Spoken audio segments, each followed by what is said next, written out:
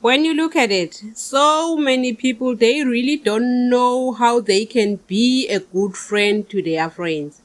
Or should I say, they may think that they are, but to the actual fact, they are not, according to their friends. Now, how do we approach this dilemma, fixing all this? Today, we are looking at ways that one can become more of a good friend to the people that they care about and not push them away, especially if they are going through something. I just pray every day. I don't do what they say. I know life is hard and I will never return. Good day, beautiful people. You are watching Building Calm with Boo Boo. This is a channel where you learn about how to do life. So many things that we do out of love when we try to comfort a friend or be there for them. Actually, what can we do as a friend? Okay, what can you do exactly when your friend comes to you with something that has just happened to them? Whether it's something bad or good, what do you do in that case? What do you say? How do you say it? Most people, when suddenly something happens to them, they will immediately go to a friend to share that thing. And if these people, they don't have a family member to share with, obviously it's a friend. A friend is a family. It's everything to people. They live with these people. And sometimes you are not that tight with your family members. Having that good friend that you can share your stuff with, it goes a long way. It's something that those that have those friends, they cherish them a lot. And those that they don't, they long for those friends a lot. Back to what you can say or do as a good friend.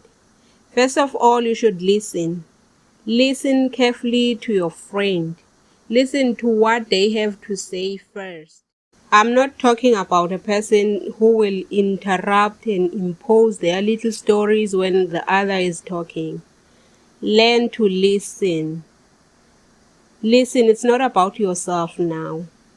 Give a person a chance.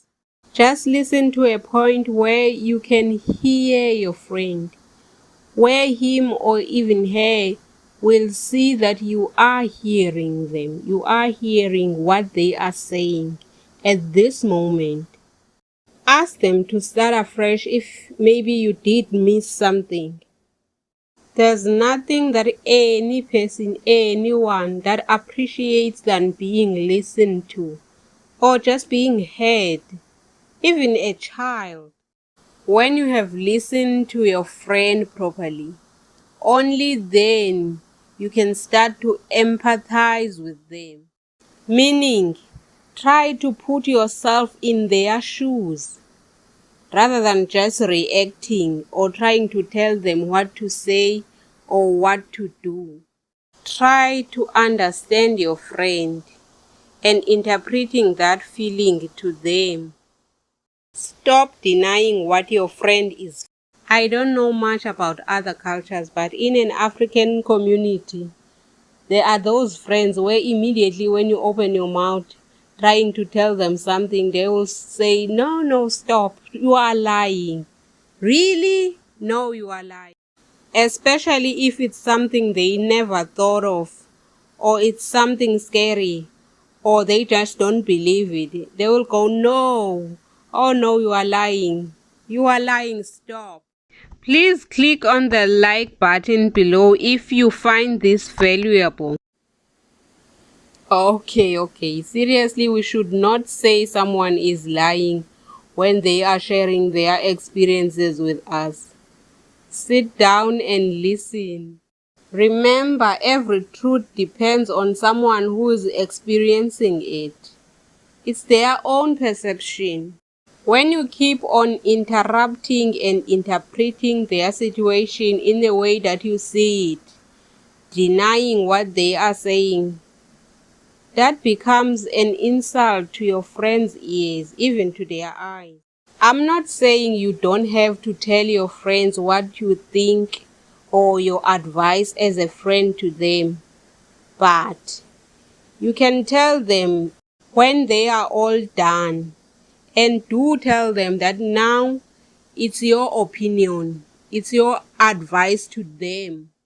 At the end of the day, every person do make their own decision on their own. It's just at first when they are overwhelmed, when they do need those friends that they rely on for guidance, for advices and all. Questioning everything your friends say. This is more like the above mentioned point.